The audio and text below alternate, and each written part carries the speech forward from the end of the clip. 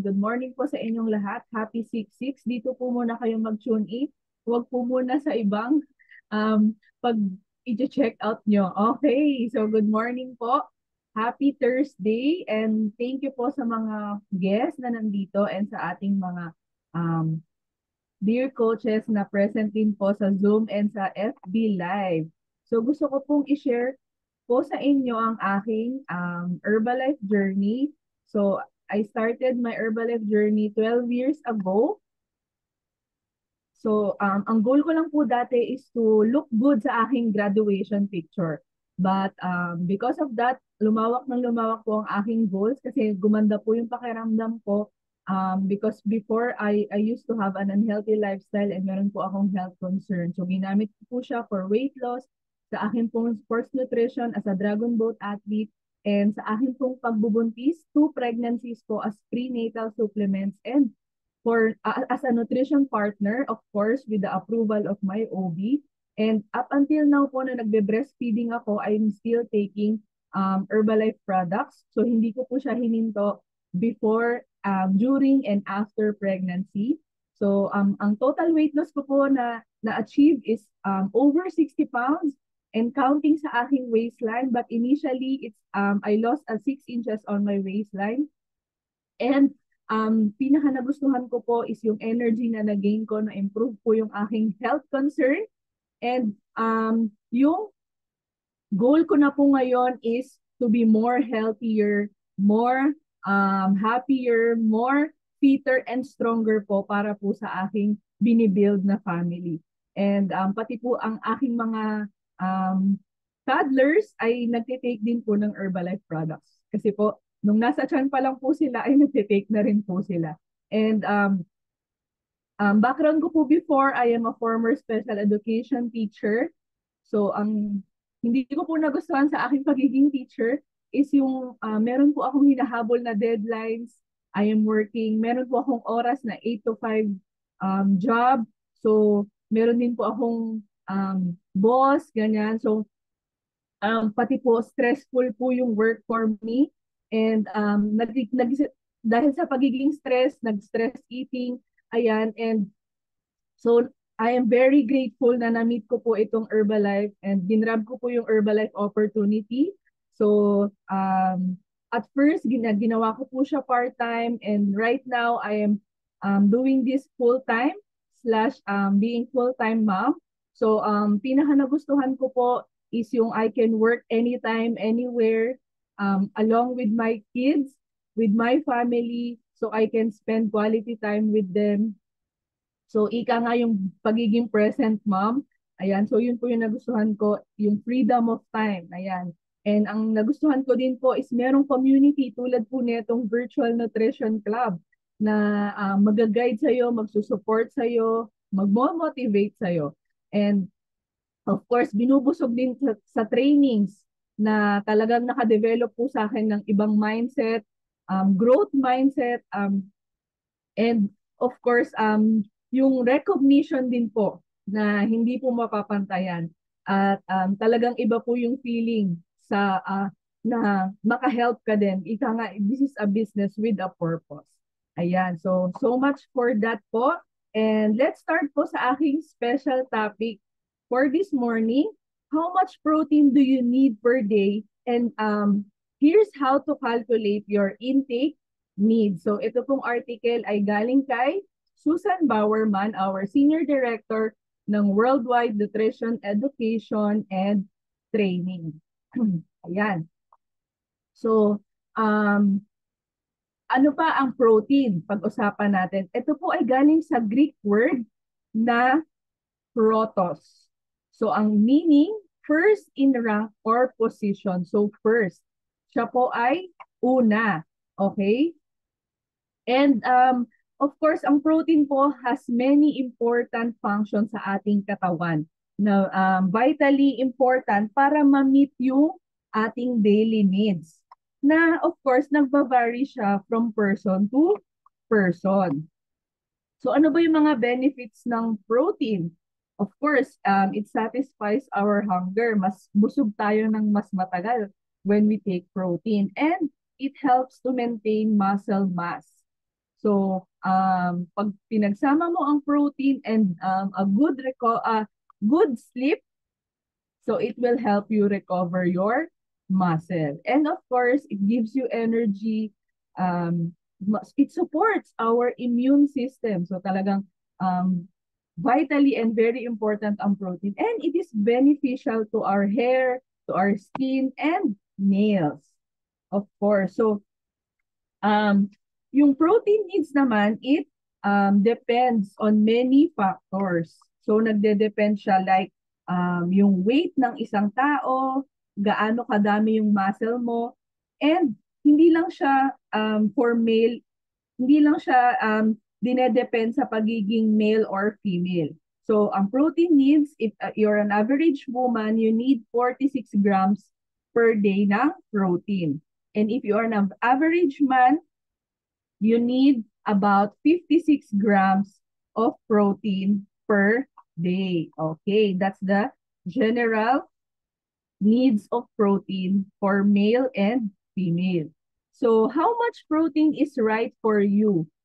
Is one guideline correct? So according to the Institute of Medicine, here is their guideline na nire-recommend nila that we eat 10 to 35% of our total daily calories from protein. Kasi kung sa calories nga, nagdi-differ tayo from person to person. Of course, sa protein din, we also need to know how much we need to intake. So, makaka-help itong guideline na ito, at least we attempt para mabalance yung calories na minimit natin and yung protein needs.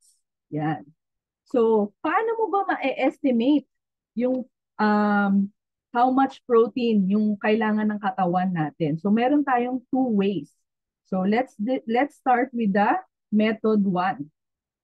So, we can calculate yung ating protein needs using using our lean body mass.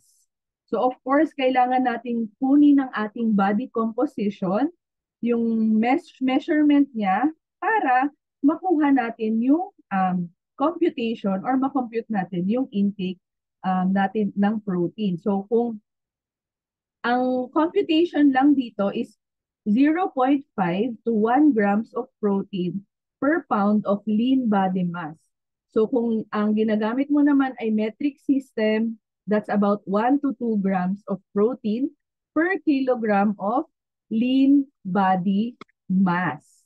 Okay? So, yan yung first method using lean body mass. But of course, hindi naman lahat makaka-access doon sa body composition analysis.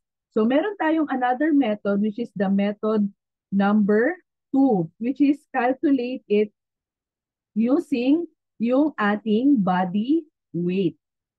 So, nakalagay dyan, if in pounds, you will multiply your body weight by 0.7.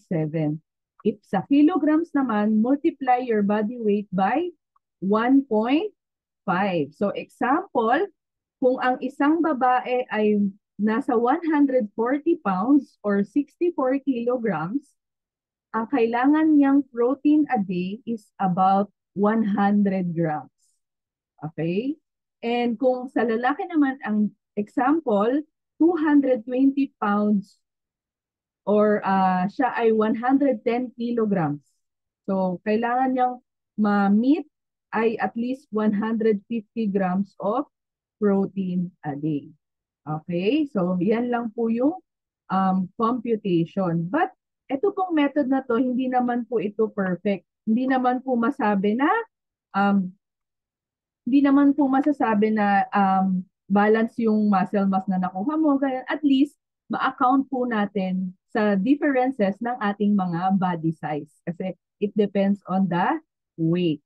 Ayan. And either the two methods po, of course, at least na tailor po yung mga needs natin than yung mga general recommendation. At least, mas na-personalize po natin kung paano po natin kunin yung ating protein intake needs. Okay?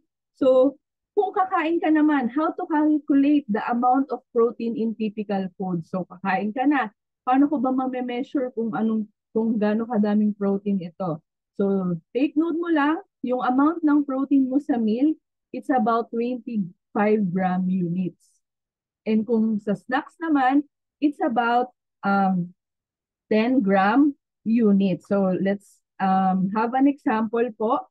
3 ounces ng naluto na fish or chicken.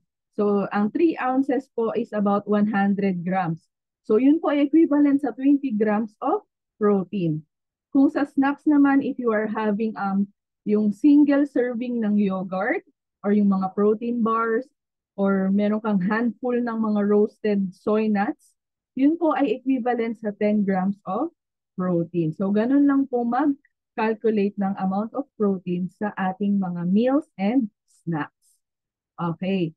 So iiwan ko po to sa inyo yung mga practical tips na makakatulong to measure our protein intake. So make sure po, number 1, that we read nutrition labels para po mas accurate yung pag-track natin sa mga food intakes natin. And number 2 po, para po mas accurate, kung gusto nyo po, you practice weighing yung mga cooked proteins para po mas familiar tayo sa amount ng protein rather than yung mga usual portions natin. If you can practice weighing your cooked proteins. And number 3 po, this is very helpful na we use yung daily tracking app para po ma-encourage tayo na tinatrack natin daily yung mga kinakain natin. And of course, number 4 po is try meal replacement or protein shakes. Of course, we are using it right now, especially sa ating breakfast, di ba? Na it can tailor yung ating personal needs. And we can add also yung protein powders and yung may mga iba pang add-ons like yogurt, cottage cheese, mga tofu, ganyan. So yun. And lastly is, let's not just focus on protein po. So overall dietary balance, it really matters kasi po, make sure po balance, like our global nutrition philosophy here in Herbalife po, na we need to have plenty of healthy carbs na galing sa fruit, vegetables, di ba, whole grains, sa beans, ayan. And of course, we also need some good fats from nuts, avocado, yung mga vegetable oils, and etc. So here are some protein sources po from our Herbalife products. Of course, our Formula 1 nutritional shake mix, our personalized protein powder, the Herbalife 24 product lines, yung ating Formula 1 Sport, and of course, the Rebuild Strength. So there can we have yung mga protein, we can get yung ating mga protein sources din. So with that, thank you po for listening this morning. I hope na-share ko po ang aking topic with you and naka-help po siya sa inyo. Thank you po. Have a great day.